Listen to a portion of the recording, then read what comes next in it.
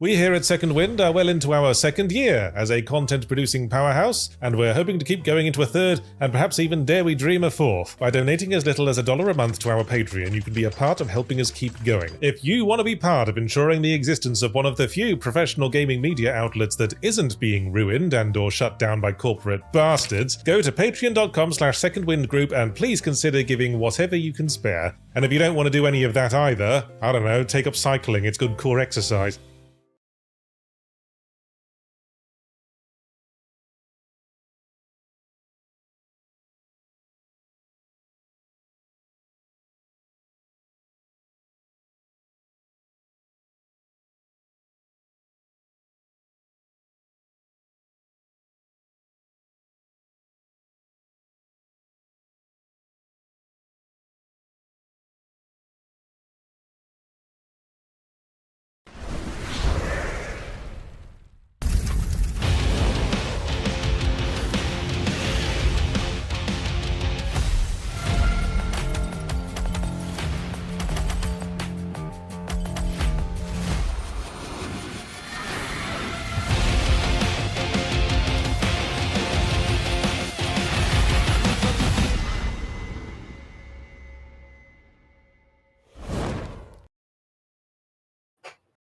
Well, hello, everyone, and welcome back to Firelink Podcast, episode number 73 for Thursday, June 26, 2025. Marty Sleevey here, joined by Casey Wosu, Nick Calandra, and producer Eric. I'm gonna be honest, it was looking a little rough for a second. It was just Eric and I on the call, but then Casey swooped in. Nick's internet came back. The storm clouds have gathered ominously outside of my house. But it's coming for you next. It's coming for me next. But that doesn't matter because all that matters is video games are here and they're good ones. And yes, I'm sure bad news is going to probably break tomorrow, but we're going to, I'm sure like tomorrow we'll hear, Xbox has closed X, Y, and Z studios. But until then, video games are good. For video games are good. I agree. For a few hours, video games are good. We'll chat about stuff we've been playing, including Death Stranding 2, which I've been putting a bunch of time into. Rematch, which Casey just put up his bite size of a little while ago. I've started off the Persona 5 gacha game. I played a little Ruffy in the Riverside. Nick's always dabbling and stuff. I feel like Nick always comes to the table. He's like, I found some game called like Boom Kaboom. And he's like, it's got 900,000 concurrents. And I'm like, how have I never heard of Boom Kaboom? So Nick will tell us what the Boom Kaboom of the week is. It might actually be Peak, which we played. You guys pre-peaked Hidden Gems 2 weeks. 2 weeks ago. That game sold like 1 million copies. Yeah. 2 million. 2 million. They should call it Peaks then. No, then they have to call it Twin Peaks, and they'd get sued by the David Lynch estate. Rest in power. How are you guys doing? I'm tired of it being hot out already. I'm not sure. lie. Yeah, it's real humid too. Real humid. Yeah, today was finally a break, but earlier in the week was sultry. Is that the word I'm looking for? Probably not. Yeah, sultry is usually it's like hot and steamy, but in kind of like a horn dog way. Right. Like they announced a new outfit pack for Street Fighter 6 just a couple minutes ago at this Capcom showcase, and it was sultry outfits. Let me tell you, they're going full goon for this summer outfit pack. Look, everyone's invited. The character designs off rip were kind of like teasing that level of goon. Yeah. Like, so I'm not surprised. I'm not surprised. There's not a whole lot of other fighting games that could do that. Like I don't want you to do that in like Tekken. And then it's going to be like fucking King and Puma or Kuma and the block of wood. Or like Soul Calibur and it's just going to be Nightmare and Voldo. I don't want to see them in their skivvies. Come on, Voldo is kind of made for that sort of energy. For real, I guess that is true. Voldo might be the horniest fighter on main in all of. Also, speaking of fighting, you see who's playing Barlog. I did hear this news, but you're doing Corey.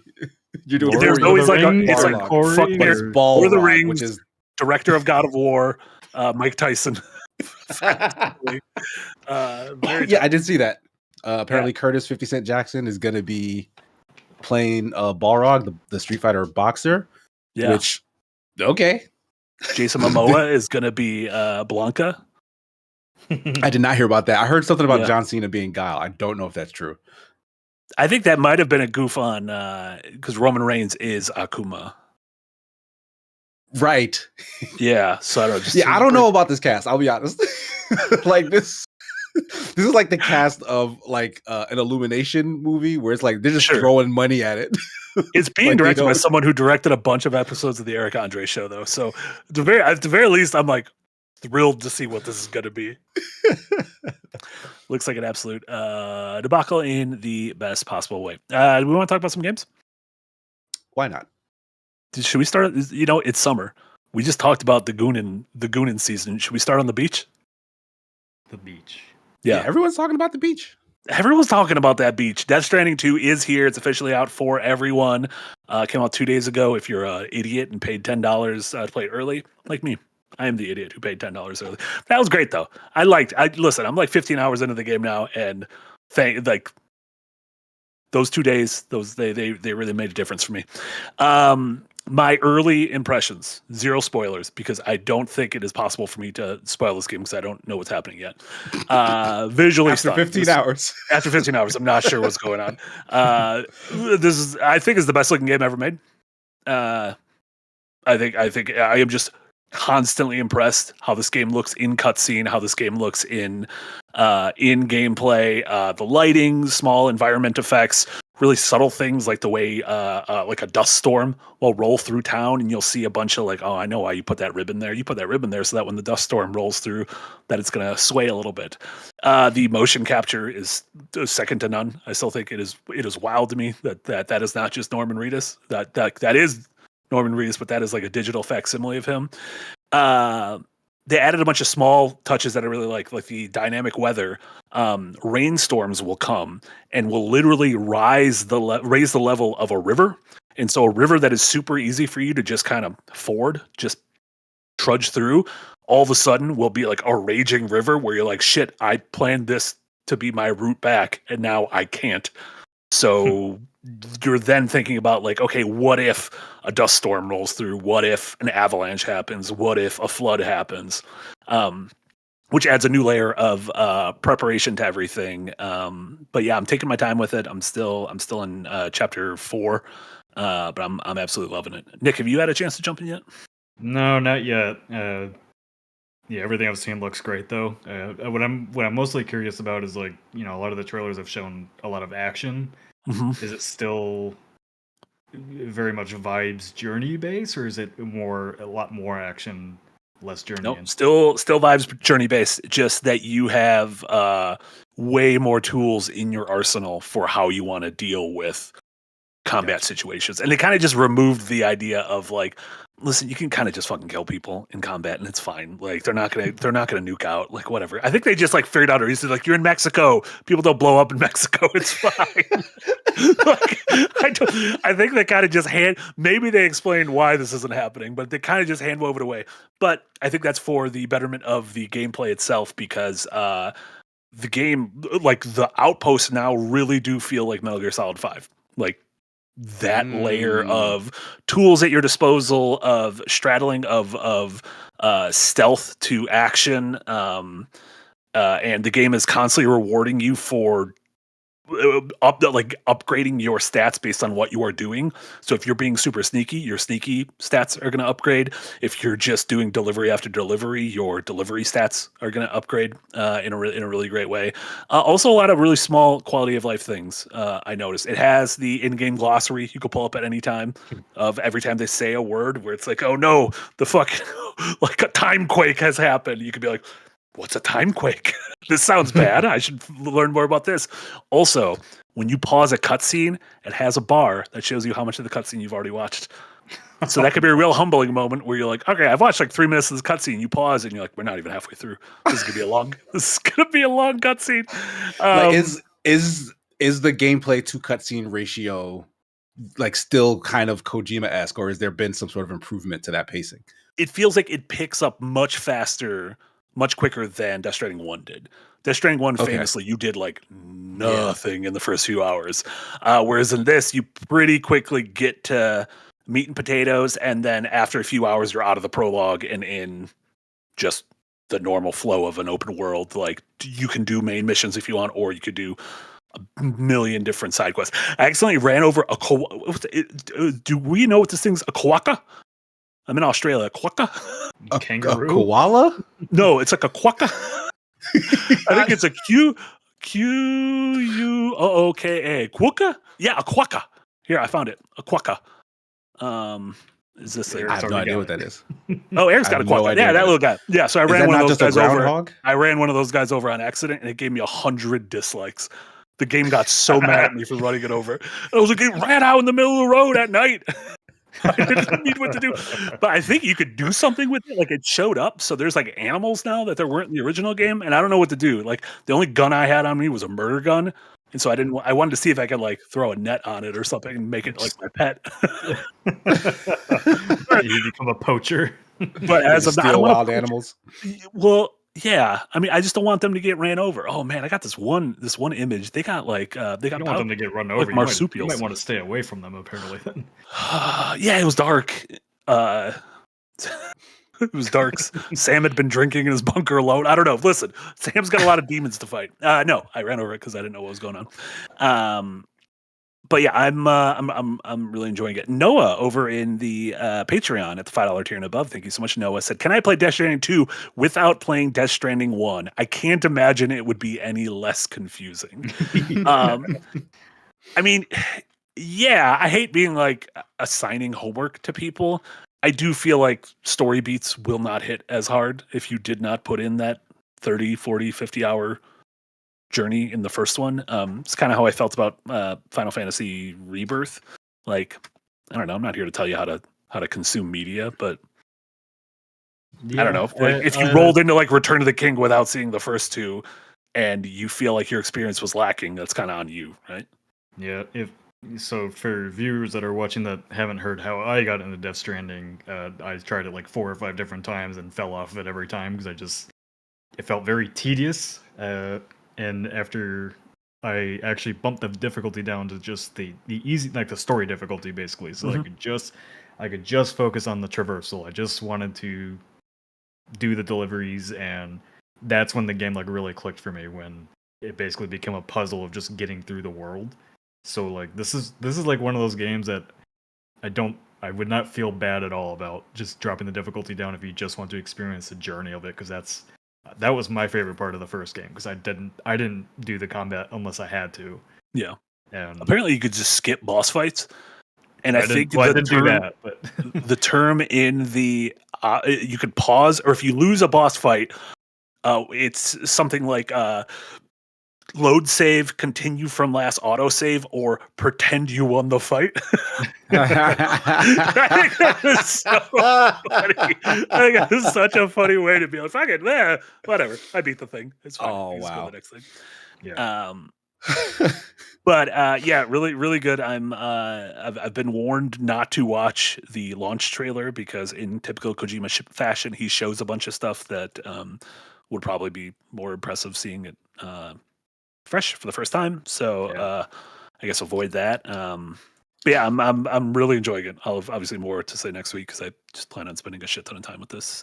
Yeah, I mean this sounds much more interesting as a game than the first one sounded and looked for. So I actually do kind of want to put some time into this if I can.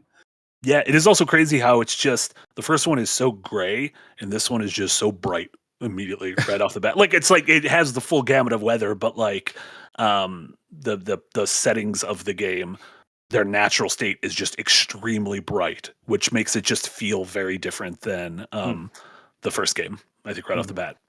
Really impressive stuff. I'm very excited to play more. I guess shifting gears to maybe the literal opposite game, Rematch.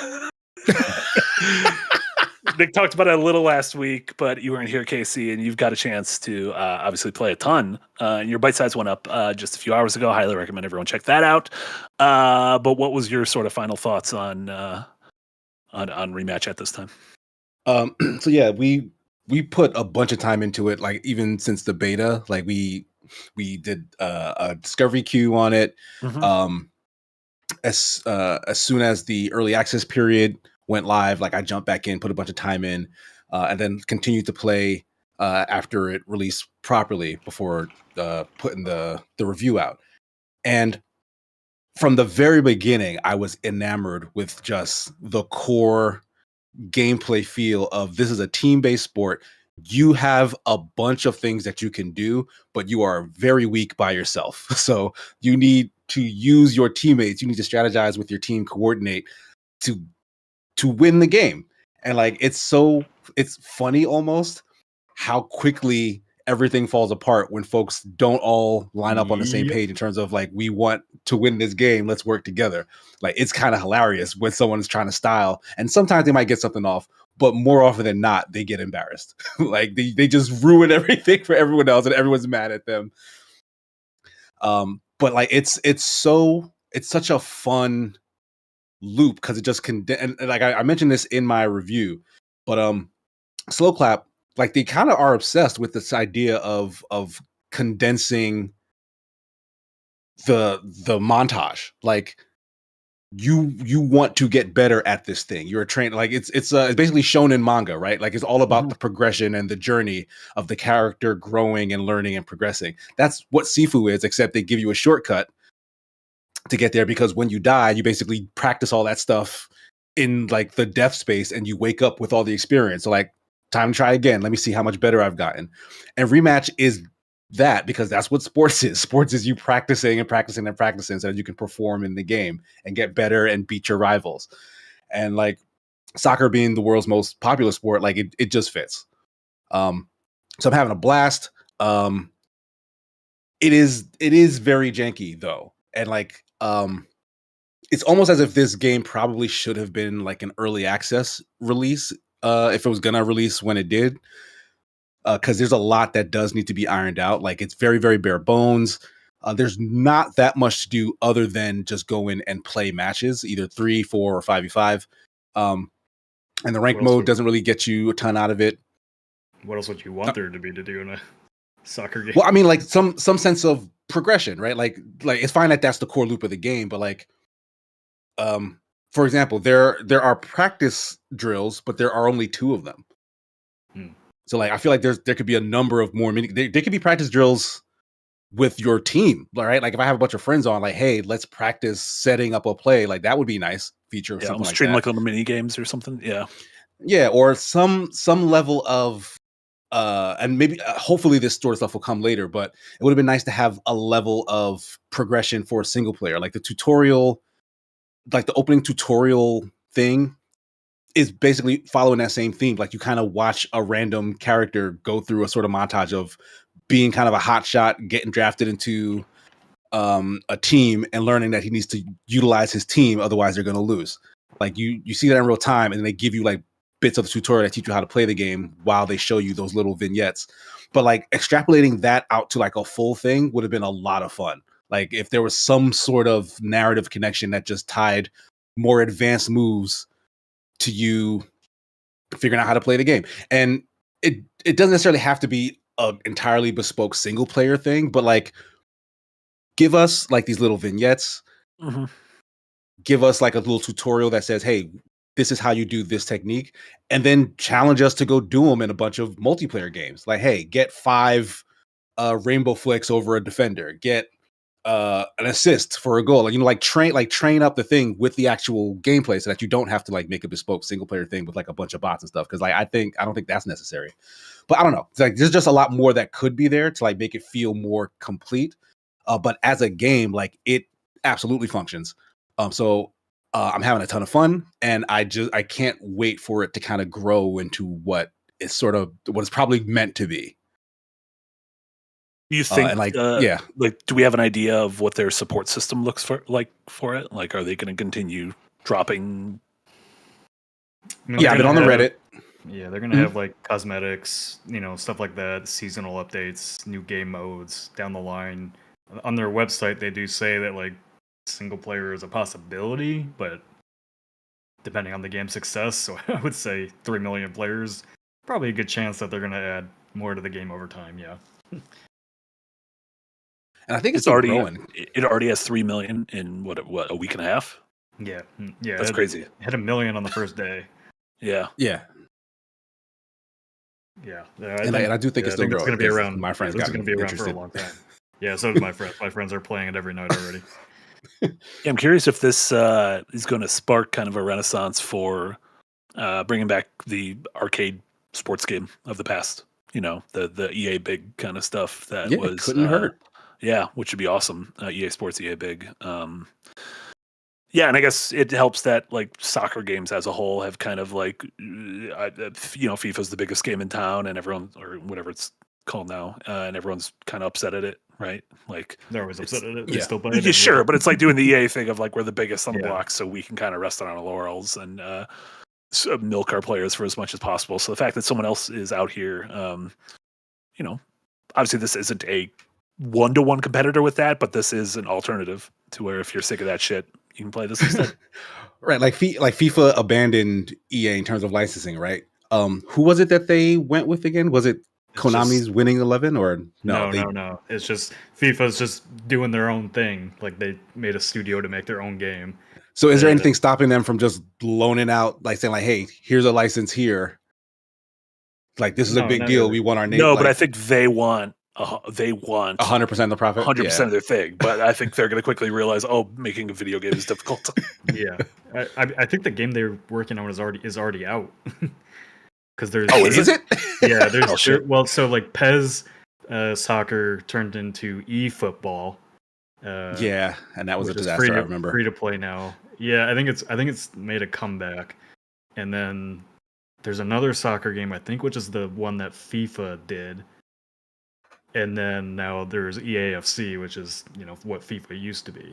But yeah, like none of those companies got into the arcade. Back into the arcade sports, which they're probably looking at Rematch like, fuck, why didn't we do that? Listen, Capcom, Mega Man Soccer, bring it back. Pragmata Soccer. People will love it. That's awesome. Do you prescribe to Nick's theory that this could work for other sports? This could be a kind of an umbrella for... Honestly, that sounds very doable. But they kind of gotta nail this first. Like there's a lot of work to do to kind of have this game's edges like rounded off. Mm-hmm. So once they do that, then absolutely start tweaking it with like other sports if that's a thing that makes sense. But they are still a small team. That's the thing. Like they've said that repeatedly on Reddit. It's like it's going to take them a while to get to some of these things. Like crossplay is their priority, but a lot of other small fixes. Like there's an exploit right now where players apparently move much faster by like jumping to do headers. So like you'll see the opposing team, like it looks hilarious, just all kind of like dolphin diving down the field, and like stuff like that. Like, all right, we're gonna hop on that immediately. So like they're still kind of scrambling.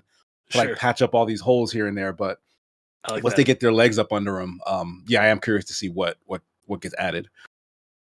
Yeah, that's huge for them. What a strange pivot away from, not away from, but a second team game from Sifu. And I wonder if like this ends up becoming their main thing, right? It could. Yeah, Sifu seemed to do really well. But I don't think it's got the I don't think it ever had the potential to do this well. Like this is a multiplayer thing. This is the golden goose that all the big guys chase, is just like a really vibrant multiplayer community. So like this will pay the bills and hopefully will give them, some space to really go ham on another Sifu. Because goddamn, I can't wait for that.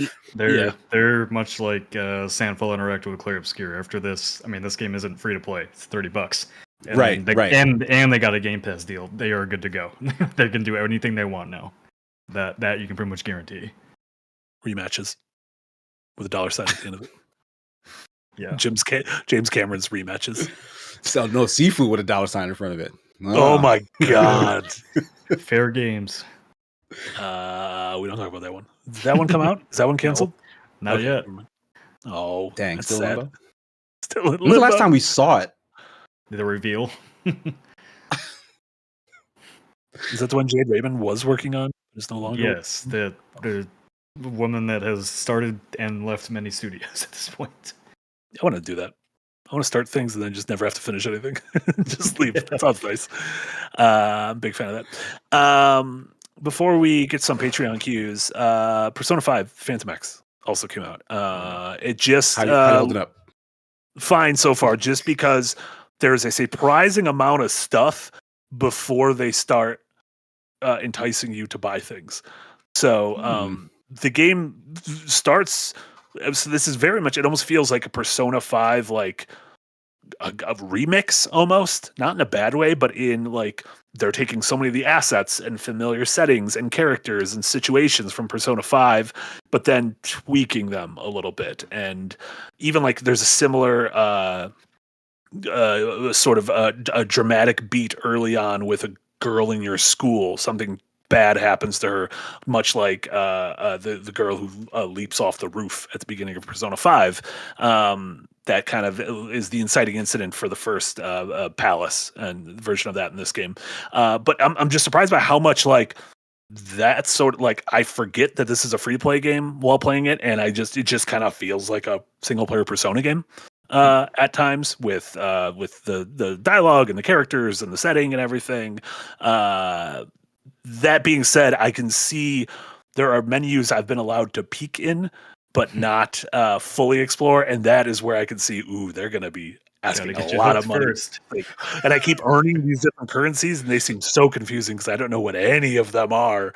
Because as of yet, after a few hours, like none of the currencies have been needed. Like this is just playing. So I'm very curious of what the free to play stuff is here. Like when is the game going to put a wall in front of me and say, or is it? Like, I don't know. Like, I guess I played a decent amount of Genshin, and like Genshin doesn't put a wall in front of you, right? It's just like, I'm liking this so much that I do want to spend money to get a cool character to add to my party, or the possibility of a cool character to add to my party.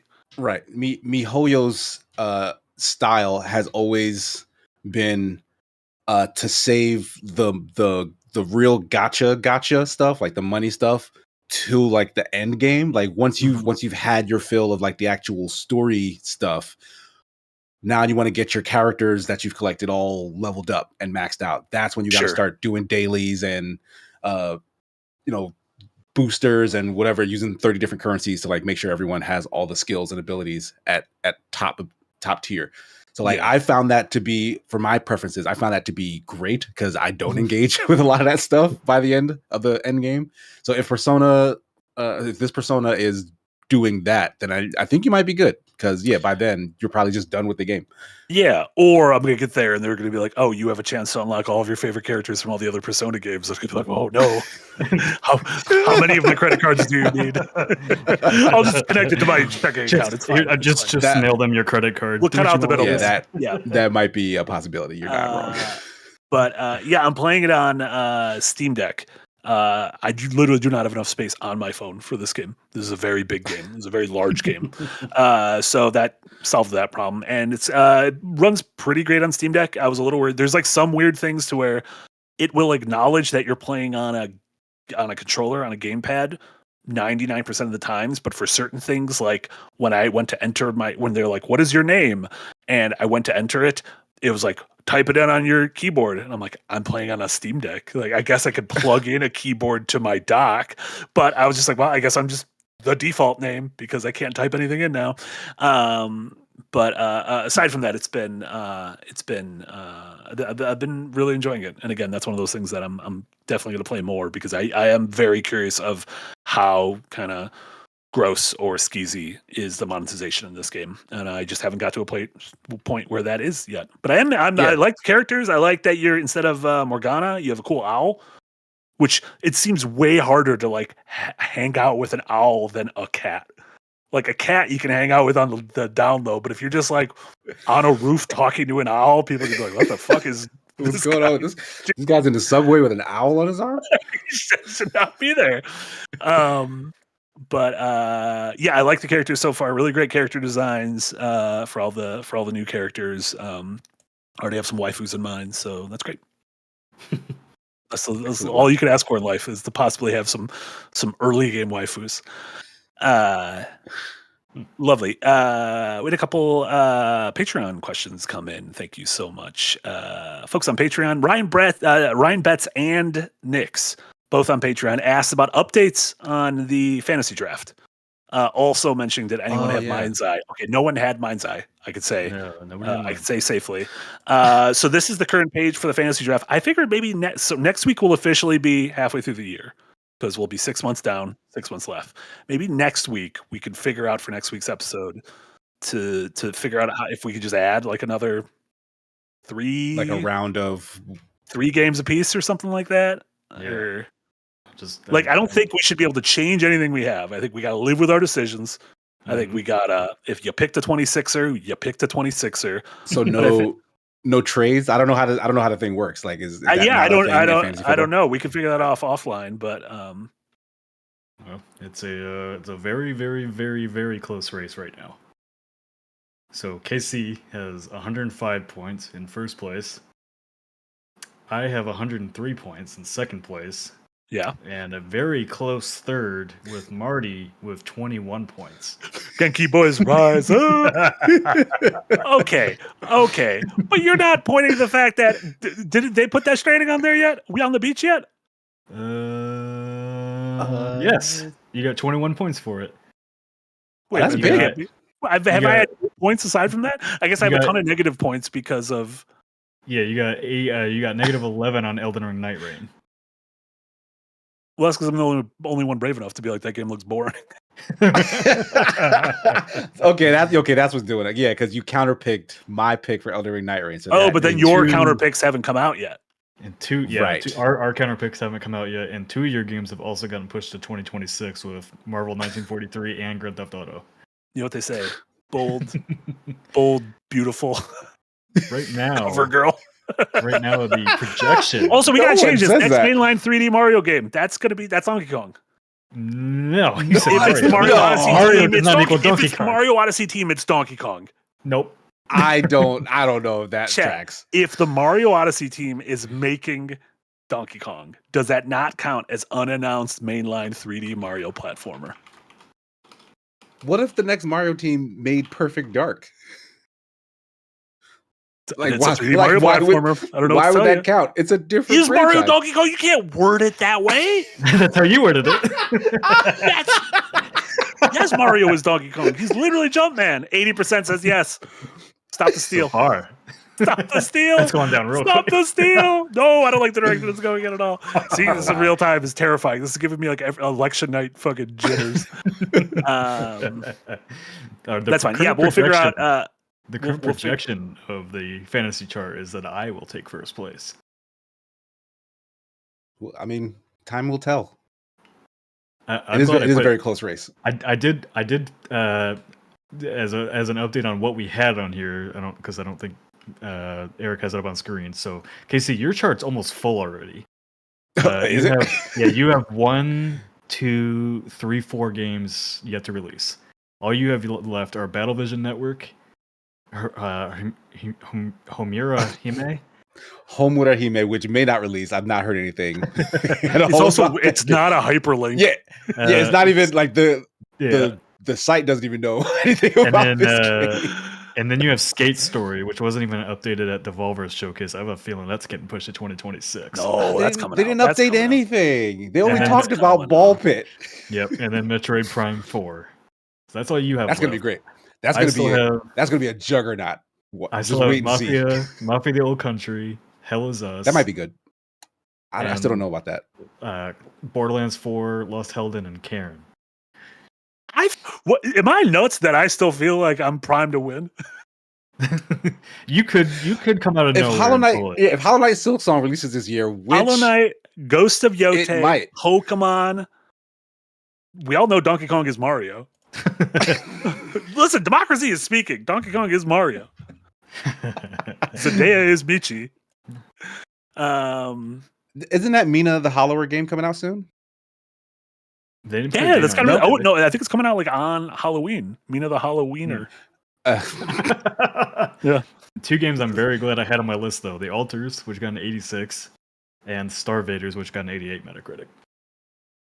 Yeah, like that was surprising. You you got big points for Clair Obscur. Yeah, Like that might be like the highest rated game of the year. yeah. I have a feeling based on previews, Borderlands 4 is going to rate pretty high too. Yeah, apparently I hope so. People came out of the previews and really liked it, but I don't think I think it's going to be mid 80s, but I don't know. I could be wrong. 80s. Yeah, that's right, Eric. Marty using feelings. Nick uses insider information. Yeah, you're going on all these trips and playing a game, and you know when that they're going to be good. And I'm out here. No people. I'm out here just fucking throwing winging it. Just winging it. Just trying to convince people that the monkey is the man. I'm just continually upset that I didn't put blueprints on mine. I'm never going to live that down. You should be fine. I don't know. You should. If you're losing sleep over it, I feel like you got bigger problems. I have lost an hour of sleep over it. Yes. Blueprints. I don't think about Blueprints anymore. Blueprints was a game I loved in the moment. I don't think about it anymore. I tried it, and I am on the complete opposite fence on Blueprints. Yeah, like I think it's highly overrated. You're overrated. I think it might What's be the name? overrated. Mark Brown Zuckerberg also did. Yeah, he did a video that echoed a lot of my frustrations with Blueprints. So he very much is on the same side of, hey, there's some issues with the RNG in this game. Yeah. Boo. We were wrong about Blueprints. I'm going to release a video. We were all wrong. We were deceived about Blueprints. But yeah, we'll figure out. We'll do a little update next week, as opposed to what we did now, which was not a little update. That was very different than a little update. Gravekeeper with a $5 dono. Thank you so much, Gravekeeper. Marty, hold down the Steam button for a list of shortcuts that will change your life. Yeah, you can do Steam button X, and that opens your keyboard. Today you learned. You're talking about on the Steam Deck, right? Yeah. Yeah. Oh. Steam button X. I'm like, does my computer have a Steam button? That's incredible. Yeah. How come? Okay, after they put those tutorials in Seafood, they gotta put some tutorials in the Steam Deck. So I don't know what's going on with this thing. I didn't know you could do that. That is great, Gravekeeper. That's now I kind of want to go back and restart the game because I didn't get to name my character his name in all caps. I'm playing as his name with only the first letter of each word capitalized, which is weird. Gravekeeper followed up and said, I just paid $5 to help Marty. Well, it sounds like he kind of screwed Marty now because now he's going to restart a game he started. Yeah, but I'll be able to You're going to be stunzied. Speedrun. We'll speedrun it. It'll be fun. Mopman, thank you so much, Mopman, in the Patreon said, any thoughts on the rumored Xbox layoffs? I figured this will probably be a story next week, assuming it goes through. But yeah, there are just reports that Microsoft is heading towards yet another round of relatively substantial layoffs, and certain reports are saying that those might hit the gaming division, including first-party studios, pretty heavily as well. I know Andy Robinson of VGC was saying that he's heard through the grapevine like a bunch of their UK studios. Folks were worried, like people just don't know what's going on. So that would include like Rare and Playground and Ninja Theory and everything. So yeah, I mean, there's not too much to say about it other than we'll cover it when it happens. But super sucks. Not a great time. No, did you see that report from Steven Totilo today on GameFile about like the compensation disparity between Andrew Wilson, the EA CEO, and the employees there? And he showed like this. He showed a graph that was like a tall graph that showed Andrew Wilson with $39 million in compensation for last year, and then it takes like a minute to scroll down the page to get to the employees where they make like $150,000 a year. I wish I made $150,000 a year, but it's crazy. It's crazy how much more. It's crazy how much more they want to pay one guy. Yeah, and then they lay people off. Yeah. Oh my god, monsters. True monsters. Yes, I do have the link, Eric, and you can show people that graph because it puts everything into perspective of how much money people make. And how ridiculous. Well, like how much more, if you like have a visual representation of how much more a billion is than a million, it is absurd. Yeah. Like I know we all understand numbers, but that one's always just fucking wonkers. And then Mr. Jocko, thank you so much also on the Patreon. Going back a little bit to what we were talking about for the draft stuff, said I was just thinking earlier how good of a What's that? I was telling Eric to scroll down. He's looking at the wrong graph. Mr. Jocko said, I was wondering, I was thinking earlier how good of a year it's been for high quality games with Split Fiction, Claire Obscure, and Death Stranding 2, all rated 90 plus on OpenCritic, and a bevy of 89s in there as well. Then I was looking back at 2024 and 2023, and in both years, the lowest score in the top 10 was 91. Obviously, numbered scores are not the end all be all of game quality, but I was shocked at ratings over the past few years. In y'all's opinion, how is 2025 stacking up to the last couple of years at midpoint? That's what I always tell, like, anyone who's like, these years have been bad, these years are boring. I'm like, I don't know what you're talking about, because I feel like every year has had, like, making a top 10 every year seems like it hasn't been hard. And there's plenty of games I don't play that are great. And I do think they bridge, it's not just indies, like, or things that kind of present indie. Player Obscure is a weird one, because in my mind I don't consider it indie. Yeah, it's not indie. It's not indie. Yeah, but they're an independent development team, but it's not. Yeah, but it's like Baldur's Gate 3, where I'm like, you're not indie. Yeah. Like, you're indie, but you're not indie. Yeah, Indiana Jones. That's just what annoys me so much is, like, even like within our own community is like, every game is bad, and then we cover a AAA game, like, why are you covering this AAA slop? It's like, so. I don't think our own community's ever sounded like that. I think they all have the voice of angels. They sound like Ruben Studdard mixed with Clay Aiken. But there's just so many games. I can't get to them all. There's so many games. Like, come out. There's a Steam sale today. I was gonna open it up, and Steam just didn't work for me. And I was like, that's probably good. There's too many games. It's probably good Steam wasn't opening up for me. I still want to get to Revenge of the Savage Planet. I want to try Skin Deep at some point. Starless Abyss came out a while ago. I haven't had time to play that. I still want to play more of Deck of Haunts. I can't get trying to finish Mandragora. There's Bionic Bay, which nobody played, but is one of the highest rated games of the year. Still haven't had a chance to finish South of Midnight. Haven't finished Avowed. Finish South of Midnight. It's pretty short. Started Atomfall. You don't need to play Atomfall. You're fine. Yeah. What about Efall? And then Chambly. Been the Green Gang for a year. Thank you so much, Chambly. Reports coming in that Gex is also a bad port on PC. Guys, huge news right now. Gex is now playable. Gex is now playable on Switch too. Oh, they fixed it? They finally fixed it as of today. Gex is playable, and let me tell you, all I did was open the game to see if it was playable. I haven't actually jumped in yet. No, I'm saving it. I'm saving it for like a real special occasion. Candles and whatnot. And then our Dodger, thank you so much for a $2 dono. We sound like the chubby Dokapon angel. Exactly. You all sound like chubby Dokapon angels. I don't know what that sounds like, but I need to know. Like a fat little Dokapon angel. I don't know what a Dokapon I've played a lot of that game. I also don't know what that sounds like. Because we need to put the volume very low, because that game is just bizarrely loud when you open it. All right, listen, we've spent enough time talking about the new games we've been playing. Now we're at everyone's favorite segment. What have we been playing? Really? Yeah, we're there. We kind of looped around today. There was no news. It was just what we've been playing. Casey, what else? What? I thought you watched the Capcom thing. Was there nothing in the Capcom thing? Talked about no, that was bad. No one should have watched that. I shouldn't have watched that. No, it was just pretty much them reminding us all of the things that they showed off at E3. There was like a sliver of new gameplay for Pragmata and Resident Evil 9, but no, there was no like new announcements. Okay. Kinutsugami's getting like a roguelike mode, which I think if more people play it, that's great. But all right.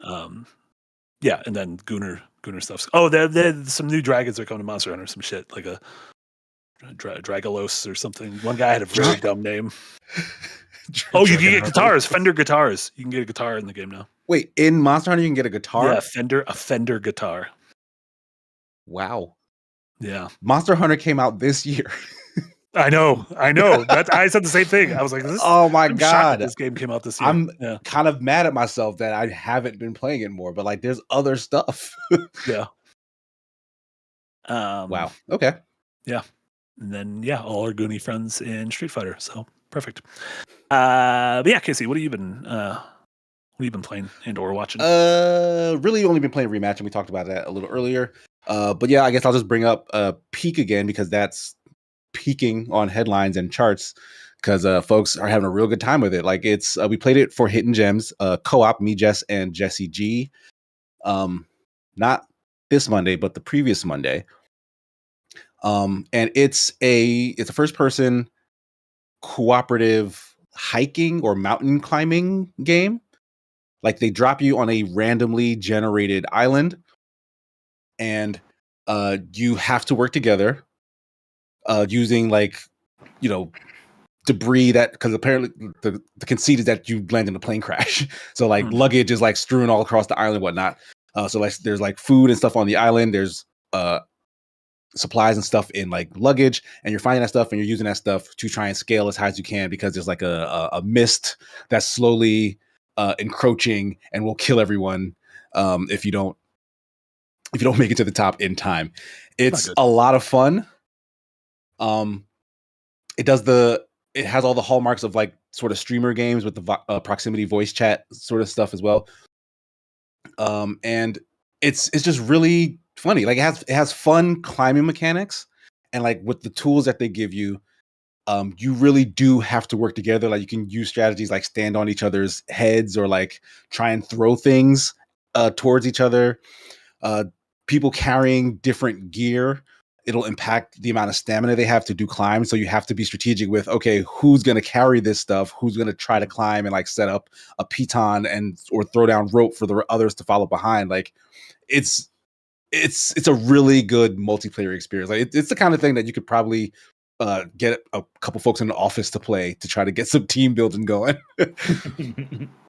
And what's funny is like we just saw a showcase from, and I can't remember because these are devs that we know from something else, but a Big Walk they just announced. Yeah. It seems like almost the exact same game that they're pitching, and this kind of just beat them to the punch, and is funnily enough kind of eating a lunch that hasn't been served yet. Sure. Yeah. It's funny when you started explaining some of this stuff, especially with like the voice proximity and everything. I'm like, ooh, like I have a feeling this Big Walk is almost like too artsy to really go viral, whereas Peak was kind of not dumb enough, but like it has that comedy, had that recipe factor. Yeah, like not that Big Walk isn't also playing in that same space, but I don't know, like this one seems a bit more direct in what it's trying to do,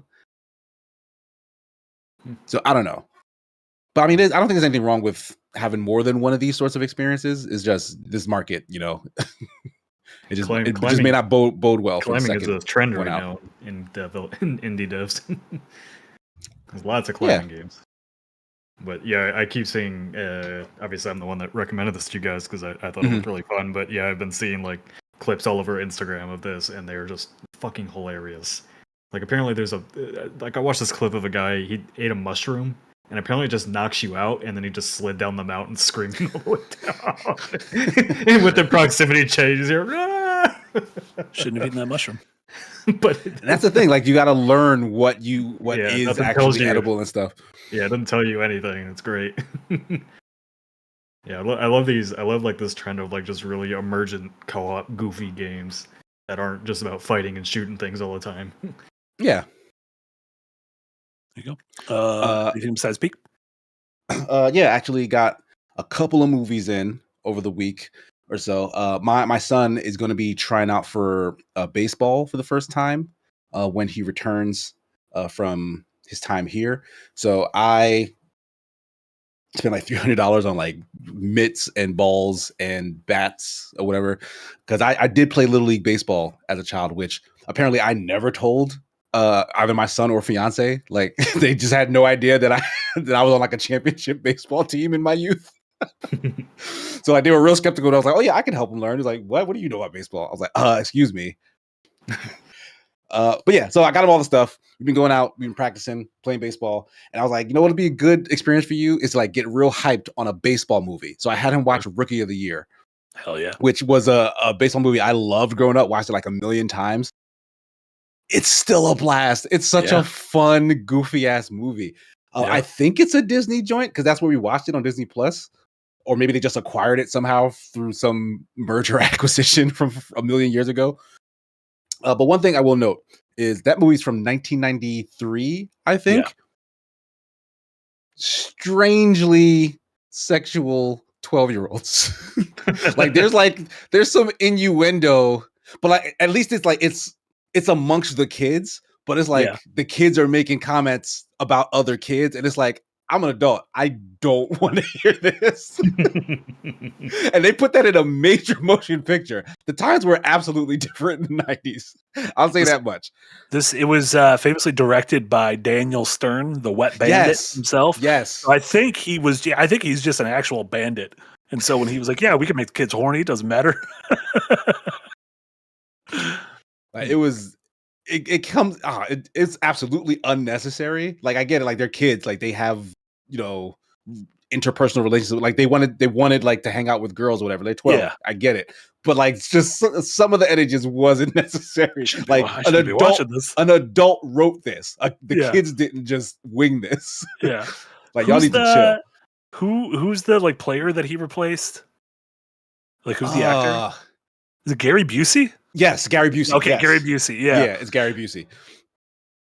I always used to think that was real as a kid, where I'm like, oh, if I fuck up my arm, like I could break it and then rebuild it into like a major league pitching arm. It's such a fun, stupid concept. Yeah, like the fact that he trips super dramatically and breaks it so it heals in the special way. Yeah, and then he undoes it. It's like a sitcom where you like lose your memory and gain it back because a coconut hits you. Yeah. Like, he loses it the exact same way, just slipping it. It's so funny. It is exactly that. I love it. Great movie. May I suggest a follow-up to that movie, the highly sophisticated Benchwarmers? Oh, God. Yeah. I will never watch Benchwarmers because of the rate at which you bring it up. I will actively choose to stay ignorant about it. World's #1 Benchwarmers defender has entered the chat. He's giving me some heavy Benchwarmers. Cinnamon rolls. No one gets those references. No one gets it. No one ever will. No one understands it. That movie still makes me laugh. It's so stupid. The fucking Rocky Mountain High of baseball movies. King's Death says Major League better than Benchwarmers. Major League is amazing. Never seen Benchwarmers. Agree. 100%. Got Wesley. Outside of that, I watched No One Will Save You, which I think Marty you recommended that as like a neat little horror movie. Yeah. I don't like the ending. Like, I was into the movie. Like, I thought it was a real neat concept. That I liked everything they were doing. I thought the ending was dumb. I thought it kind of confused me and angered me a little at the same time. Like, what the F is this about? You just enjoy the first 95% of the movie then and just pretend the ending was different. But yeah, it's a real atmospheric, like, kind of a weirdo alien invasion story. Yeah. It's a really the fact that they do an interesting thing. I won't spoil it, but they do an interesting thing where, like, the reason the movie's called No One Will Save You is the lady who is being antagonized. Like, she's not like alone in the world, but nobody F's with her. Yeah. Yeah. And like that dynamic mixed with the fact that like it's an alien invasion, everything is really strange, and you really want to communicate with other folks and figure out what's going on, and they take that away from you. Like, that's a real tense situation that was really fun to see her deal with solo until the end. But yeah, and it's really impressive how much of the movie is just her, and it's how much of the movie is silence. I think there's like literally one line of dialogue in the movie. And it's not like a silent movie. It's just this character is alone most of the time, and so like there's no one for her to be talking to. And honestly, I thought that was odd. I thought it was odd would talk to yourself a little bit. Yeah, like, I talk to myself because at the very least, you're like shit. What, when you go to open a door, I need to open this door. Yeah. Video games really should learn to stop talking to themselves so much. Yeah. There you go. And finally, I'm close to wrapping up season 2 of Solo Leveling. It's just a great time still. It really is.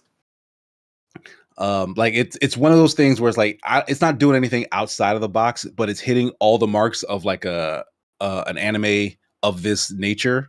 Like, the animation's great. I really like the English voice cast as well. Like, I've not been watching it in Japanese at all.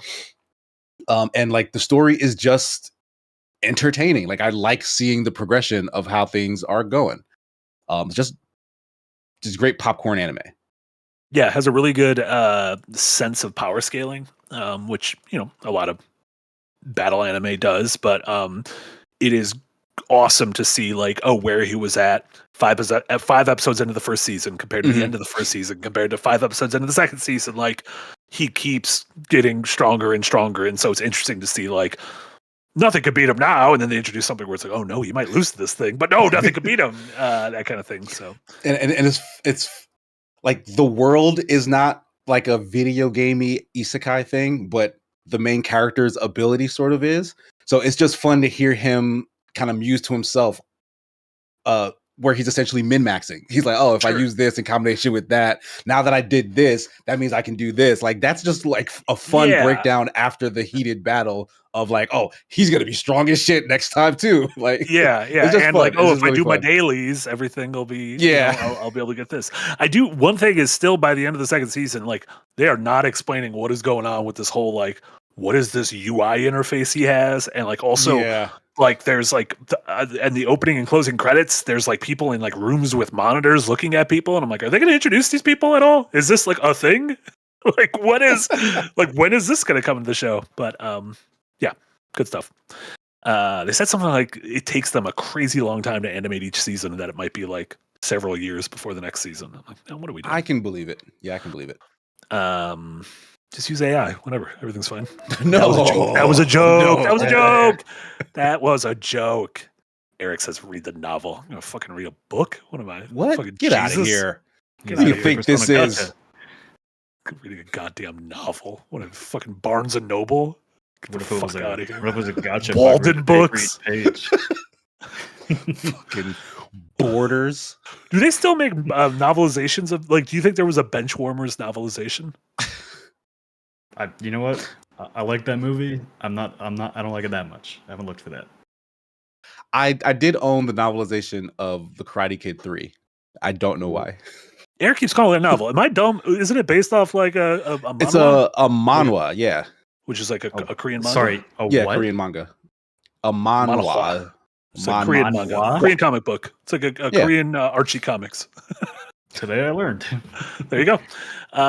Web novel. Web novel. Definitely not a novel if it's on the fucking internet. What are you talking about? What am I going to go to? I read a novel on Wikipedia. The correct term is webtoon. It's an ebook. A web novel. We got a couple super chats that came in before pivoting over to Nick. Lauren, thank you so much for $2. No. For anime, To Be Hero X is a great superhero show. Never heard of To Be Hero X. To Be Hero X, yeah, I've not heard that at all. Only superhero anime I've ever watched is My Hero Academia. Yeah, I don't know why it took me so long to think of the main one. To Be Hero X. This looks cool. Doo-Doo Man. Thank you so much, Doo-Doo Man, with a $2 donor. I have seen this. I'm sorry. I cut you off. I have seen a clip of this. This is like new. This came out a few months ago. Yeah, like this this looks like Spider-Verse, if I remember correctly. Like in terms of cool. Animation style. It's a Chinese original donghua, which is apparently a Chinese animated series. Nick, you learned all sorts of words today. I learned this word today too. I just never heard of donghua. But that sounds great. Donghua felt good coming out of my mouth. Americans need a better word for comic book. Can we? Yeah. Can we join this craze? Funny you don't like funny pages? Like a donga. A donga. This is going. I don't think we can call it a donga. The more I think about it, the more I kind of want to call it a donga. We can, as long as we can still use slop motion. No, I oppose. If we use slop motion, we can use donga. Doo-Doo Man, thank you so much for a $2 dono. Happy pre-Friday. Have y'all night rained the DLC? What's going on with this night rain DLC? It's just an upgraded boss, basically. That's cool.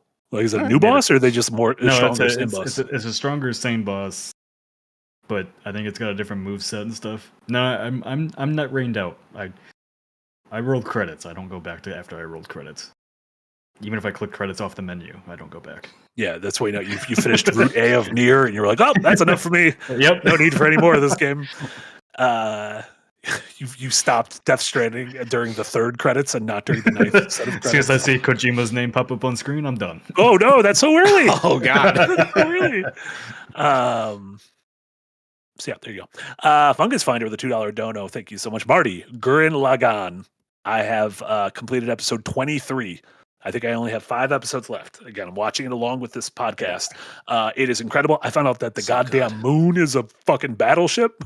I think they're finally like at the part that feels like it's the very beginning of the show. It is crazy that it starts out they're just in a goddamn hole digging and eating little pigs and finding big old faces. The escalation. All of a sudden we're in literal space. Oh my god, I love that show so much. It inspired me to write a poem in my creative writing class in college because I had just finished it, and I wrote a poem called "We Are Spirals." We are spirals. I love it. Oh my god, that's great. It also feels like it's in conversation with Evangelion, which it's Gainax, which makes sense. Gainax is the house that Ava built, or at least in my mind, it's the house that Ava built. But it's really good stuff. I really like it. I'm very excited to finish it. I'm gonna be sad when it ends. Is there like movies or anything? I'm not sure. Yeah, but I'm definitely gonna rewatch it. Yeah, there you go. It's good stuff. And then Rhett R with a $10 dono. Thank you so much, Rhett. Hello. I would watch a video of Casey explaining Gen Z slang. And Marty, can you define a non-lugubrious Scotsman? Okay, let's take these apart. I don't think these two are related. What is a? Can you? Do you feel, Casey? Do you feel like you have a firm grasp on Gen Z slang? I have been in my spare time actually doing some deep dives and research into Gen Z slang. And yeah, we had a small conversation about it on the last podcast, not podcast, on the last HME. So I'm not opposed to it because I have been diving into the rabbit hole. So I don't know, maybe that'll be my weird Patreon video. Oh my god, I get around to do it. I would love that. You could teach Nick manhwas. Because that's Gen Z made that up. Gen Z loves manhwas. And the second part was, Marty, can you define a non-lugubrious Scotsman? I feel like I understand no true Scotsman. I still don't know what lugubrious means. And I feel like at this point I've gone too far and I don't want to. It was Raven's word. I can tell you the definition. Ago. Lugubrious. Yeah, it was Raven's word of the sounding week. Sad and dismal. Sure. That my thing is, I could understand it if it's used in a sentence. If you just surprise me and scream lugubrious at me, I'm not going to know what's going on. Like I'm a context fella. And without context, we're lost. So I would just assume whoever yelled that out was playing Pokemon Go. Lugubrious. The entire crowd runs through the park to catch themselves on lugubrious. I'm just next time I go to a bar, I'm just gonna yell out, "Who's lugubrious in here?" Yeah, and then you're like, "Sir, you need to leave. He's cut off. You're 86th. Your fucking photo is on the wall now." And then Fella Guy with a $2 dono. Thank you so much, Fella Guy. Have you guys checked out Lazarus yet? 10 out of 10. Is that done? Yes, I believe so. Yes. After solo leveling, I'm going straight there. Beautiful. Yeah, and there's a bunch of like new anime coming out. New season summer season is about to drop. Also, my favorite anime, The Bear, came out yesterday. I haven't watched any of this new season, this new cour. How their tournament arc go? That's pretty much a tournament arc. Every season, it's like, oh my god, this guy's gonna give us a bad review. They're gonna shut us down. Great stuff. Nick, what have you been playing and or watching? Yeah, I was just that you guys were talking about all these shows you're watching. I was like, I feel like I haven't watched anything since Andor. I think Andor might have just ruined TV for me for a little bit. Understandable. That's sad. Understandable. You should watch it. Duster. It's on HBO Max and stars the actor who played Sawyer on Lost. And he's like a 70s, he's kind of like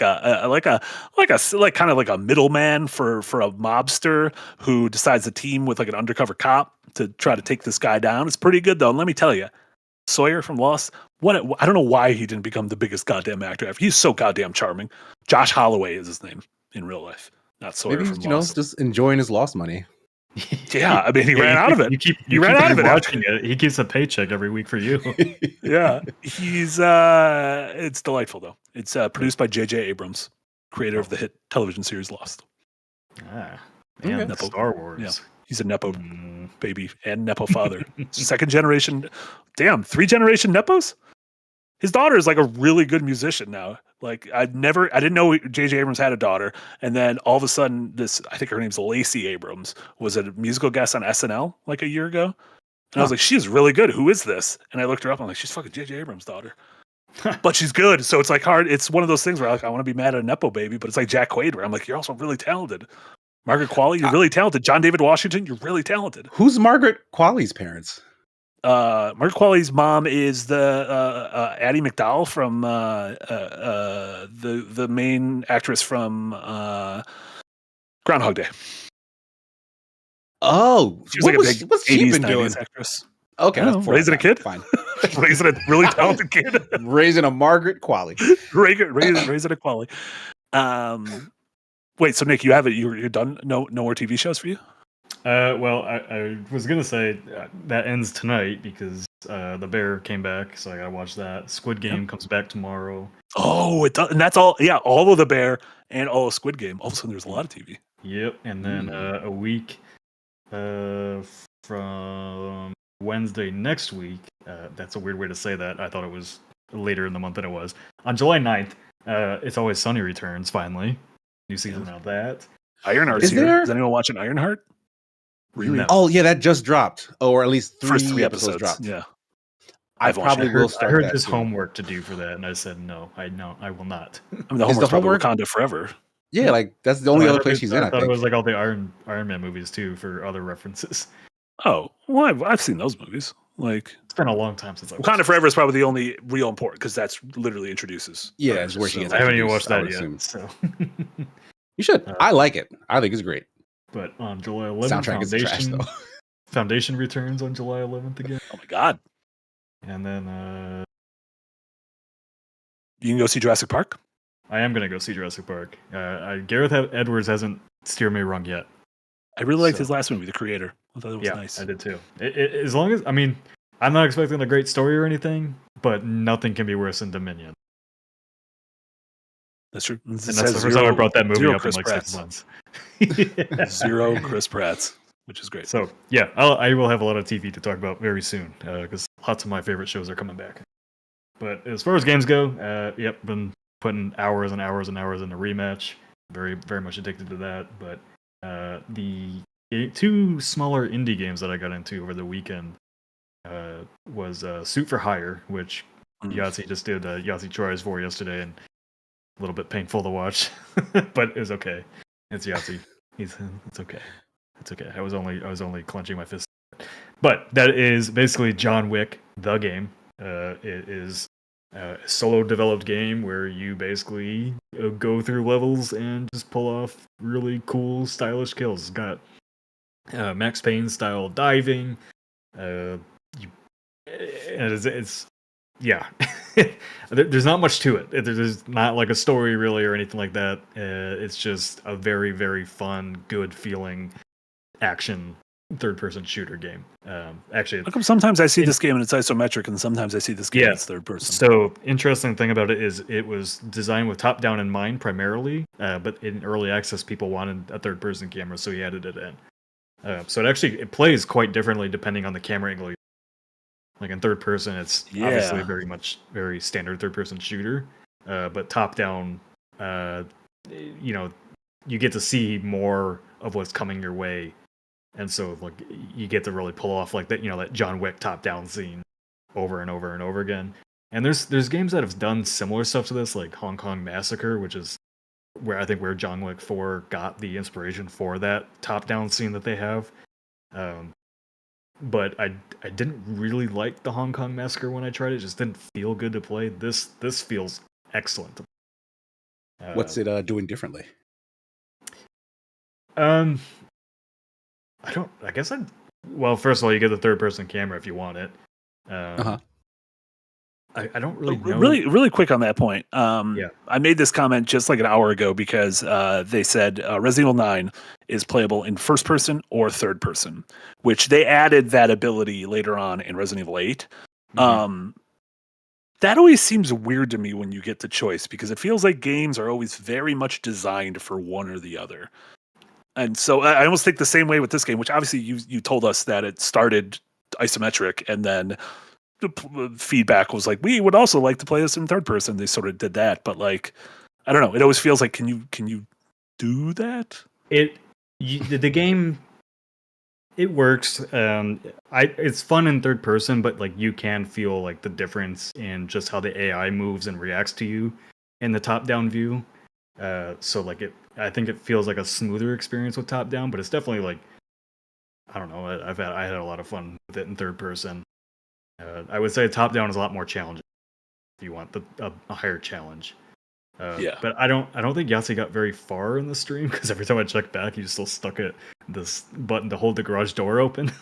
But when you get farther in, it keeps adding more and more and more like different enemies that you have to contend with. So like there will be shotgun enemies, there will be shield enemies that you can't like shoot them in the head. I think that might be a glitch, but he said he might keep it. You actually have to like dodge their shield and then shoot them in the back. So the game like does this really good job of getting you into a flow state, because they limit your ammo. So you get like, let's say a pistol has like 7 bullets. You don't get an extra clip. You have to either pull off like 5 perfect kills, which are headshots, to just automatically reload it and you can keep going, or you need to execute somebody with a hand-to-hand combat and that'll reload your clips. So kind of like a Doom Glory kill. And then you can also like pick up enemy weapons that they drop after you kill them. So it might be a shotgun, it might be an assault rifle, it might be a bat, a sword, whatever. And those have like limited use, and then you can just chuck it away and use that to keep fighting. And there's all kinds of like destructible elements. You can kick doors into people. Like some walls can be broken. Just a really fun little game. It's like $9 right now if you want to pick it up. You said it was a solo dev? Yep, solo dev, completely solo dev. So it turns out, how many of his friends? I don't think. No, I don't think I'm joking. A solo dev with 30 of his friends.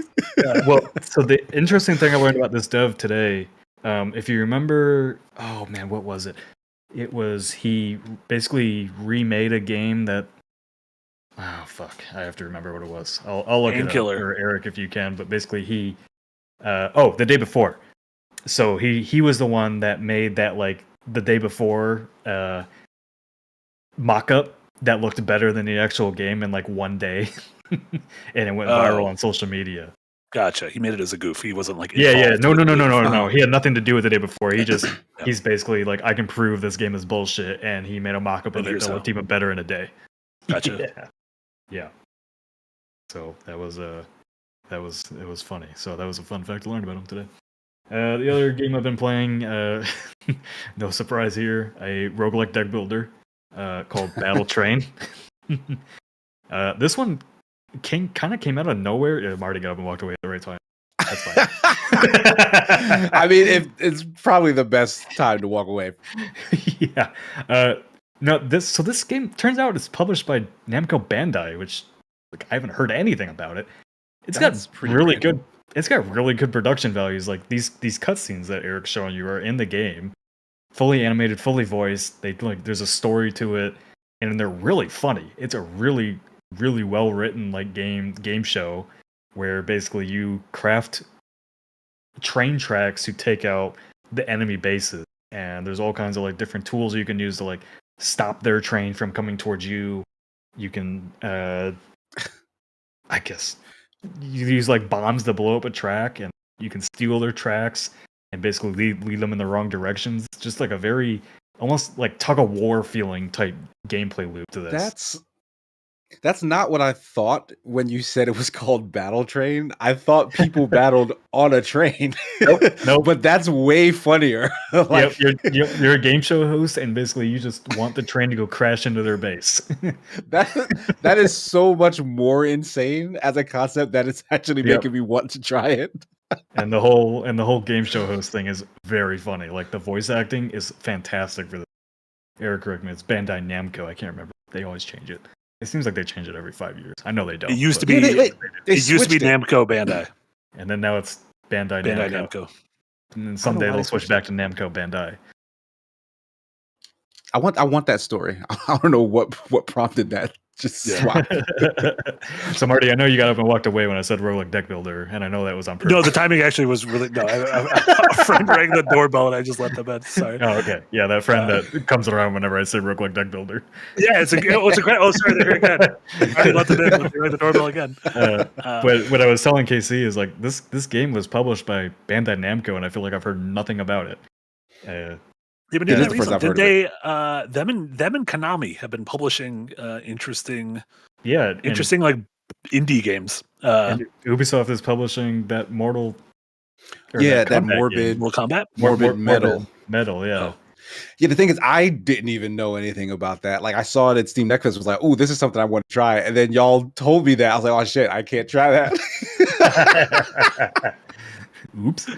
But yeah, I haven't gotten very far into this one, but it's got all the elements I like of a good deck builder, of like that really strong progression loop and difficulty loop of like easy, and then the difficulty kind of keeps ramping up as you get farther into the run. And there's boss battles and everything, which have really weird characters, but yeah, like if like the opening of the game where they go through these cutscenes and like show you the game show doesn't make you laugh out loud, I'd be surprised. It's just really interesting game. This is Battle Train? Battle Train. Yeah. There you go. Battle Train. And then the last game I've been playing, which is on my backlog list, and maybe made a bad decision jumping into it now when Death Stranding 2 just came out, is Warhammer 40k Rogue Trader, which is the Warhammer CRPG from Owlcat Games. And it's the best way I can describe it is Baldur's Gate, but Warhammer. That's kind of what it is. Really? Yeah. Not as good a combat system. It's a grid, more traditional grid-based, turn-based combat system rather than the freeform that Baldur's Gate does. Yeah. But it's very classic CRPG with turn-based combat. Really, really good writing. Like, Owlcat Games is like one of those developers that I've wanted to play their game. I just haven't. I really wanted to try both of their Pathfinder games. They have Pathfinder Kingmaker and Pathfinder Wrath of the Righteous. Both have sold very well, but Warhammer Rogue Trader I got to see at GDC 2023, 2. I don't know what year it was, but it always interested me. Like, Warhammer is like one of those franchises I know jack shit about the lore. I don't know shit about. Nope. I've played a handful of Warhammer games and have almost nothing. Yep, but I don't know. I know nothing about the lore. I don't care. Like, the characters and gear and just overall aesthetic is always like super interesting, and that's why I still like it. So it does have an in-game glossary system, so I am starting to learn what certain lore things are. It's still that from Death Stranding 2. Yeah. But overall, yeah, I got hooked on it really quick. It's got a really good opening. Doesn't take too long to get you into combat. I think a lot of CRPGs can take a long time before you past a lot of dialogue and into combat and doing anything interesting. So I'm just now getting into the meat of the game after like the 2-hour opening. And I will continue to report back on it as I continue to put more time into it. I've been playing it on my Legion Go. It does have full controller support, so that's been nice. Nice. Yeah, just bonus points. This weekend was weird for me. I just kind of went hog wild on trying a bunch of different games. I like put a few minutes in that Atomfall and got kind of interested in that. Tried to go back to Pacific Drive.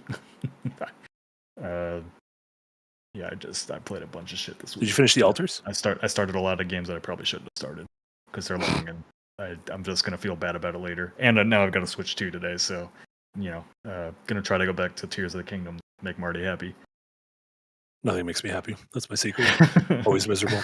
Did you finish the Altars? I did finish the Altars, yes. Yeah, good. I think I got a good ending. I'm satisfied with my ending. My ending was the ending of my choices. That's all we can ask for at the end of our days. Jumbly Wombly asks, what happened to the year of the RTS? So I did talk about Broken Arrow. I want to go play it. The Howie Long movie? No. The military RTS Broken Arrow. Oh. Do you remember the Howie Long movie, Broken Arrow, with John Travolta? No, I don't. was great. Howie Long Christian was Slater was also in it. Football player, right? Howie Long is a football player. It was a football player, is now a football commentator, but he was in a few movies, including Broken Arrow. Directed by John Woo. I wanted to play Broken Arrow, but it sounds like it's very heavily focused on multiplayer and also very complex, and now I'm scared of playing it. So I will get to it when I get to it. What kind of a game? What kind of a game is it? It's a real-time strategy game. Oh, but it's those very. You're boring. Agreed. Sorry, but what's it? It has like a little twist. No, not really. It's just like it's a much more hardcore game than I thought at first glance. Very like the people that play this type of game, especially on multiplayer, are going to be the ones that like are, stealing documents in War Thunder kind of level of like military heads that know strategy better than my send all the troops down the line like Russia does and see what happens. Or the American strategy during Vietnam. Put our boys to the meat grinder and see what happens. Yes. Just watch Broken Arrow instead. You don't need to play this game. Watch Broken Arrow. John Travolta plays Major Vic Deke Deakins. His nickname is Deke because his last name is Deakins. Deke Deakins. Yeah, written by Graham Yost, who also wrote Speed. Well, I mean, he's got that under his belt, I guess. Well, and he made Justified, which was a really good show. People love Justified. Yeah. Sir George Lucas brought up that I did play Hitman as well for Editor's Hour Tuesday. I'm glad to be great game. Hitman 2. I'm still working through that campaign. Modern Hitman. Go back. Gotcha. You would have been very impressed with the way I took out one of the targets. I was in a crowded group of people, and he just stood by a railing, and I said, "You got to go over that," and I pushed him off, and then I walked out of the building. Yeah, that's a good secret. Everybody saw it. What? Yeah. So what was the impressive part? I made it out, and I got to go kill the next target. Yeah, it's one of those like it was just so it's like bringing a ladder like, backstage somewhere. No one's going to stop you because like, this guy's got a ladder. He clearly knows where he's going. If you just push someone and be like, "Nope, this is all business. I got to keep moving," they're gonna be like, "Oh." That's exactly what I did. I pushed him, and I looked around, and everybody was like, "Did that just happen?" I was like, "Yep." And I walked down the stairs and walked out of the building. The thing is, like, yeah, that would probably be a close to real reaction, right? Like, if you just witness something that outlandish, like, wait, we're not immediately trying to solve it. We're mostly focused on like, did that guy just get pushed? Yeah, like you went way far down. Is this real? Yeah. Am I on a prank show? Yep. I was also strolling around India in a full clown suit. So Jack showed India's up. got clowns. Yeah. Well, I don't actually know if India's got clowns. I was I have no idea. I was already standing out as a white bald man in India, and then I added the clown suit to it. So like if you're trying to get away with murder, that's a really good way to do it. Jack was impressed as a official clown of our group. He is an official clown. That is true. He's a legal government-sanctioned clown. That's all. A couple more soup chats came in before we wrap things up. Blistered Soul with a £2 dono. Thank you so much, Blistered Soul. Anyone mentioned Nintendo killing Mario Kart World Online? I saw so they had an update. A bunch of people were mad at apparently you can't just choose to race regular 3-lap courses because people are very people are split. I think this is what it is. I don't know. People are split between people like regular lapped courses in Mario Kart, and then they don't like. There's kind of like almost like caulk courses that are like getting you from point A to point B, and it's like this is less exciting of a course. Yeah. And apparently they patched out a way to just play the lap ones, which people just want to play the lap ones. Maybe this is something they fix. I don't know. I feel like Nintendo will probably fix it, but it's also Nintendo, so there's a very good chance they don't. I guess I should just assume Nintendo's going to do something. Oh yeah, I pulled out my box. I was like, I got the Mario Kart bundle, and I was like, there's a card. Oh, it's a code. It's a code. Yeah. We're Listen, Nintendo's a plucky upstart, and like Barg said, just learning the online space. Give them time; they'll figure it out eventually. Juicy Jeff for the $5 dono. Thank you so much, Juicy Jeff. Was convinced Pragmata was Mega Man until I saw the new trailer. 2009 called, and I'd rather be playing Dark Sector again. Sorry, Marty, you almost sold me. Remember Dark Sector? I do, because it became Warframe basically. You could go up a wall. I remember that. There was like certain parts where you fought up a wall. I remember Dark Void as well. I think Dark Void was the game I was actually thinking of. Is that the one with the glaive? That's the one you can. No, Dark Sector has the glaive. Dark Void you kind of played as like the Rocketeer a little bit. Right? Oh, I played that too. Okay. Yeah, I remember that. And that had vertical like fighting up a wall. I remember that. Yeah. Mm-hmm. The Year of the Darks. Then we there got Dark Souls. There were a lot of games on the Xbox 360 that started with Dark in the title. Darksiders, yeah. Perfect. I guess in the title, Perfect Dark, Perfect, Dark Sector, Dark Void. Yeah. Where did Dark go? Oh, to Dark Souls actually. Dark Souls. Yeah. FromSoft took all the darkness. Yeah. Fella Guy with a $5 dono. Thank you so much, Fella Guy. Currently rewatching The Sopranos for the 900th time, but this time I'm showing my wife, and she can't get over the fact that no one is a good person. Yeah, it's great. That's where that came from, I think. Yeah. Where it's like we could just make a show where everyone's shitty, right? Yeah, but he's going to therapy, but he's a very bad dude. Is the therapist a good person in that show? I don't remember. No, I think she like falls in love with him, and I'm like, you can't be in love with you. That's like rule number one. Gotta be rule number one. Rule number one: do no harm. Rule number two: don't fall in love with your patient. Paul with a $2 dono. Thank you so much, Paul. Who's heading to Vegas with Marty? You're going to Vegas? I'm when I go on vacation next week. I will be in Vegas the first and last nights, and I'm going to bet it all. Going to between? I'm going to a town in Utah called St. George near Zion National Park.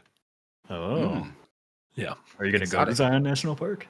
I am going to go to Zion National Park. Yeah. Okay, good. I'm glad you're going to go touch grass while you're there. I'm going to touch so much grass, but then I'm going to touch cactus, and I'm going to be like, "Oh, this is why you don't touch grass. This is why I don't go cactus. I touch cactus."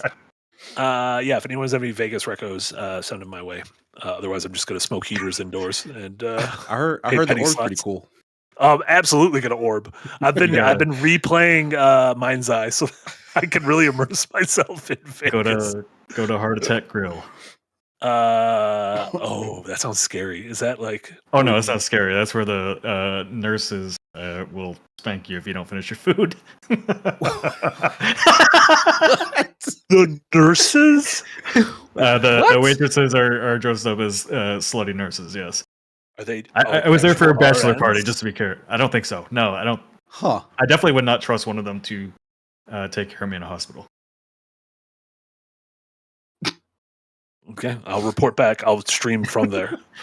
I don't know if that's allowed. I will stream from there. You stream wherever you want, as long as you choose IRL as your topic, your streaming topic.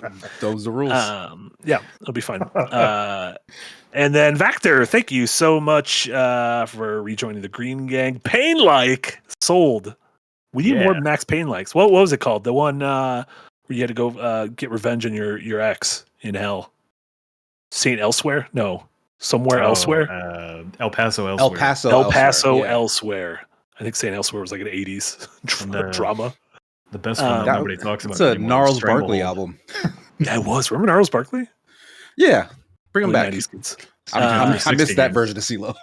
Yeah. Speaking of Xbox 360 games, remember Stranglehold? John Woo Stranglehold? Yeah, that game was a bit of a disappointment. Best demo I ever played. Really good. Incredible demo. Is that all we played? Demo. Did any of us actually? No, play I bought the game. Okay. Yeah, the demo was so good. I bought the game and and the rest of it kind of sucks. Yeah, like it's like, oh, this is all it is. Yeah, it's good stuff.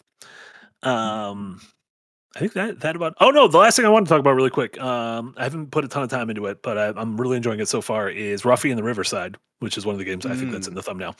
That is a indie 3D platformer collectathon that's been in development for quite a while now. It came out today on everything, including Switch, and it runs on Switch too. Promise that. But its whole gimmick is that you play this little dude who looks like a little Ewok, but you have the ability to copy and paste textures in the environment, and those textures then take the properties of whatever it is. So, say there's a waterfall that's going up. You can copy the texture of the leaves of a tree. So you point at the leaves of a tree, you use your copy ability, and then you point at the waterfall and you use your paste ability, and all of a sudden the waterfall is now a bunch of leaves. He's literally doing it right now. How did Eric do that? Yeah. Eric, do you know what I'm saying? He's good. He's good. And then you can climb the waterfall. And that is the main thing you use in combat, in puzzles, in exploration. Really, really charming, really good soundtrack, really good feel of the main character. Level variety has been really nice so far. Really great. My one thing would be the opening characters talk a little bit too much. There's a little too much talking and setting stuff up where I'm like, the characters are charming, but I just don't really care. But I also I breeze through the dialogue in Banjo-Kazooie. I'm just like skip. Give me to what I want to do. So that's not a knock against it. But really cool. I'm excited to play a lot more of this. But if you like 3D platformers, Casey and I did that video on Paperclay a little while ago, where I was like, this is Paperclay was very, very charming, but also very felt like it was like very simplistic and kind of geared towards kids or families. This has some like really interesting ideas where I'm like, ooh, they could really like. This could turn into some really deep kind of challenges later on in the game. So I'm really enjoying it. Ruffy and the Riverside out now. I give it a thumb up. Somebody also mentioned that the Steam Summer sales started today, and I just saw Marvel's Guardians of the Galaxy $5. Great game. Good game for $5. Damn. Get that for $5. I tried to open up Steam earlier, and it just wouldn't open up for me. So, like I said, I think that might have been God's way of saying you have enough games. Don't you spend your money. My son, go touch that cactus. But that'll do it for us today for this episode of Firelink. A lot of new games out, so hopefully you can find one of them to enjoy yourself. In the meantime, Casey, what do you got going on? What should folks check out in your neck of the woods? Just had a bite-sized release today on Rematch, so check that out if you haven't seen it already. Check out Marty's essay on the Pragmata Mega Man conspiracy that he so carefully thought out. I have not seen the new Capcom footage, so I don't know if it debunks anything. I doubt it, though. I have a third. No, it doesn't debunk anything, but I almost have. If we ever make a director's cut, so the whole thing is while the girl is on your shoulder, you're fighting robots and you can't actually harm them. Like they have too much armor, and so you need her to hack them.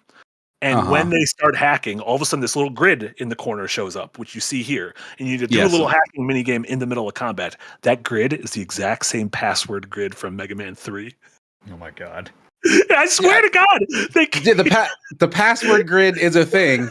Mega Man X also has the password grid. And I messaged Marty after I finished editing his video. It was like, you missed the reference. Because in the first trailer, he unleashes like this very strange amalgamation of like green vines or nylons or whatever, and it acts as a shield as a satellite comes crashing in.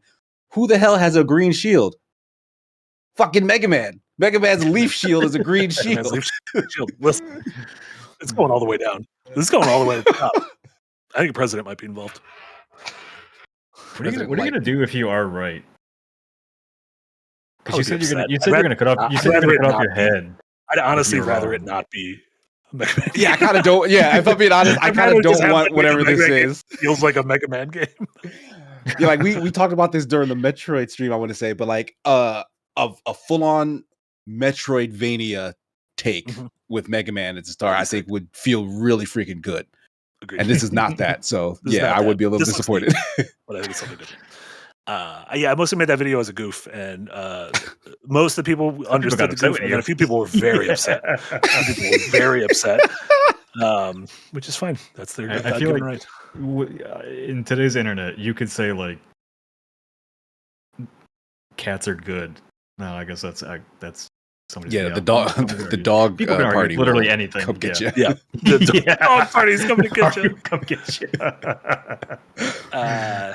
But yeah, that's pretty much it in terms of projects. Should be here. Actually, no. Today is Thursday. No family streams from me tomorrow because we got stuff to do. But Super Smash Sunday on Sunday, maybe follow the socials. Sigma Gears 9. I'll let you know. I'm still waiting for PlayStation All Stars Battle Royale Sundays, but someday. No, never. Someday. Nick, what do you got going on? I had to go out early this week. No, I didn't. Just kidding. I've been writing all week. I'll have an episode of Unpacked out tomorrow. I will have an bite-sized on Suit for Hire soon, case. And I am also working on the next episode of Wishlist. Be out Sunday. Every time you say Suit for Hire, I'm thinking of Soup for Hire. That sounds interesting. Same thing. It's just making me hungry. Yeah, it just makes me want a little bit of soup. Excellent. Then Ryan Betts, thank you so much for re-upping in the tip jar. Appreciate you, Ryan Betts. And then in terms of other stuff, like Nick mentioned, check out Unpack tomorrow. Like Casey mentioned, check out his Rematch video as well as the video essay on Pragmata. Yahtzee had a fully Ramblematic and semi-Ramblematic go up, and then tomorrow we'll have an episode of Deadheads, normal time. So tune in for that. But yeah, thank you all so much for tuning in, for watching live, for listening on your podcast service of choice, and of course, all those lovely folks who help us keep the lights on via Super Chats and, of course, your Patreon patronage. We appreciate that. So for Eric, Nick, and Casey, this was Marty. This was Firelink episode number 73. Hope you all have a wonderful rest of your nights, and we'll see you all next time. Bye, everyone. Bye. Peace.